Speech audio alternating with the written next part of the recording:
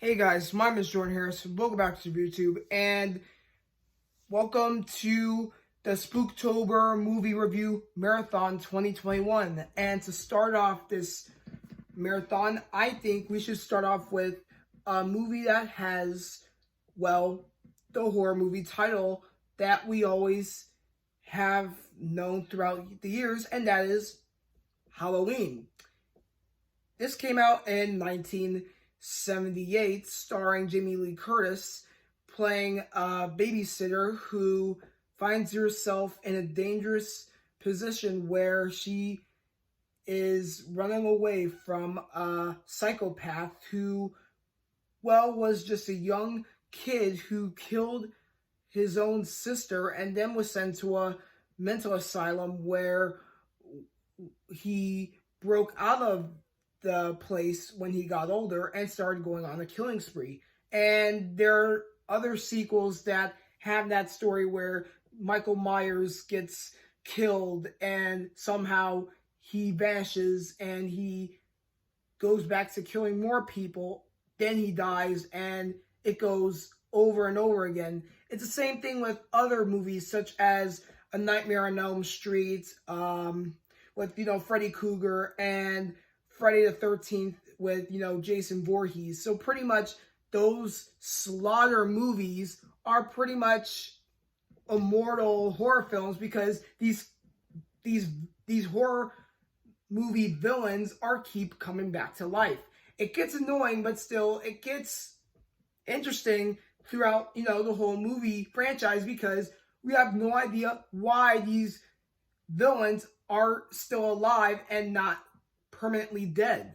So yeah, I rather review this movie because number one, it's nostalgic.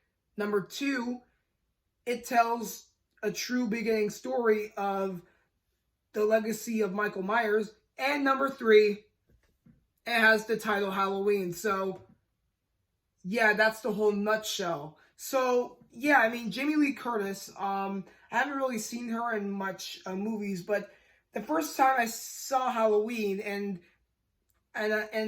when I saw Jamie Lee Curtis on the screen, she was really beautiful, super active, and her playing a babysitter and trying to fight her way through out of a situation where this maniac is going to kill anyone he finds in sight.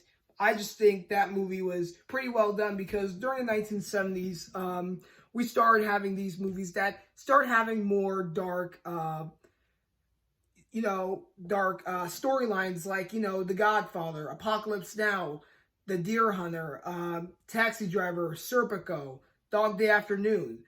They are dark films, but mostly they're dramatic films.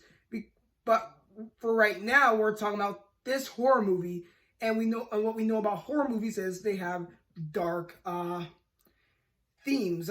Think about Frankenstein. It had some dark themes, like when Frankenstein killed Igor by hanging him, or pretty much, Frankenstein throwing a young girl in the water. Those were some dark themes in there. Or Dracula, where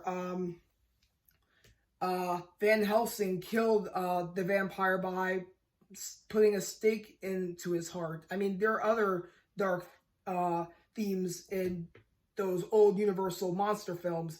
But for the 1970s, flipping the script from, just corny violence to actual guts and blood themes, it just, became a huge commercial phenomenon, and it still happens today with other horror films that have to do with, violence and gore, and that's the whole point of it.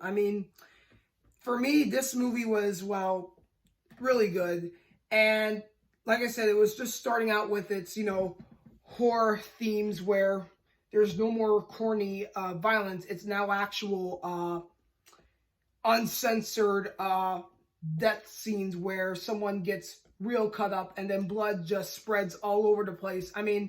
Those are movies that are happening from 1970s to this time period. And, well, that's how horror movies were made, you know, from the 1930s to its black and white features to more of the stylized visual effects in this particular setting. So pretty much horror movies have changed throughout the whole Hollywood industry, which makes me wonder how it would impact other people's lives and will it cause any controversial problems. I mean, it wouldn't because it's all a dark fantasy, but still, it just feels like for teenagers like my age, it becomes super, you know, interesting, and we start imagining these things in our minds, and we believe this might happen, and we're theorizing all these things. Where, well, if this person is, you know, out and trying to kill people or other things. I mean,